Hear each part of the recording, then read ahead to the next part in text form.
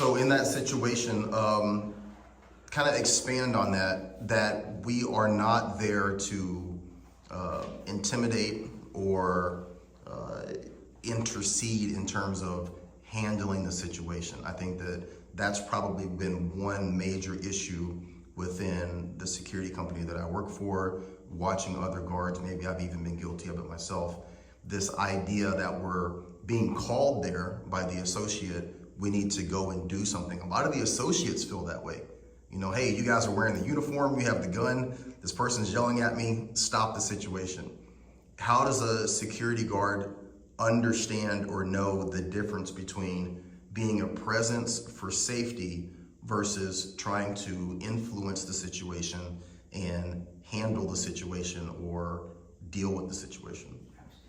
So this is where, again, the training and experience comes in. As I mentioned, as you're walking up, your observation skill set.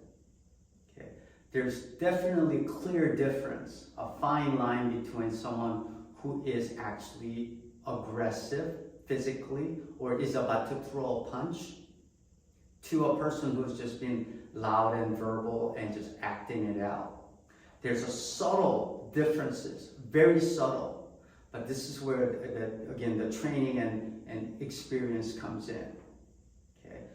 As an example, if someone is upset, they're just raising their hands up and throwing a lot of profanities. Okay, and they're standing their ground and just yelling and screaming. Versus someone who's doing the same thing, but as they're doing it, they may focus on you because you're walking up and they lock eyes to you. All of a sudden, from doing the same profanity yelling and screaming to all of a sudden again focus on you because you're arriving. That changes the dynamics of, okay, that person is now focused on me, and obviously my presence is there. And that at that point, after making that eye contact, the person takes what we call the boxing stance. From being square, they all of a sudden blade their body a little bit. Okay, and if you catch that, what that will tell you, well, that is not a normal conversation. I'm about to have a conversation. That's not what my date would do. Right. Okay, so that little subtle thing. And then two, from being general, screaming, yelling, now attention is totally on me. Okay, so that would elevate my awareness or my attention a little bit higher. Okay, so with that said, those subtle differences, again, it comes from observation, and which is the experience. And then what to look for, that switch of a blade, or he or she checks their pocket.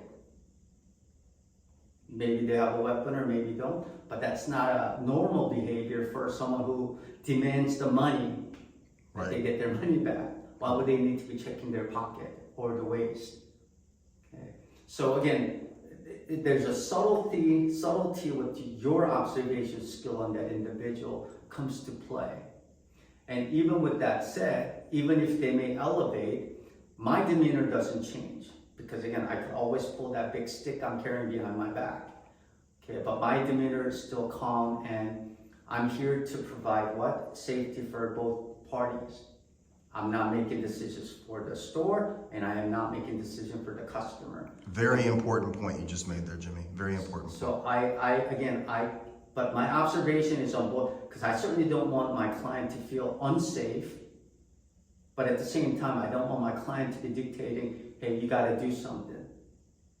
Okay, so not only I'm addressing the calmness for the subject that they're dealing with, but I'm also trying to provide some sense of a calmness to the client or the store associate as well. And that all, again, is my presence and my demeanor, how I approach, how I talk, if I have to talk.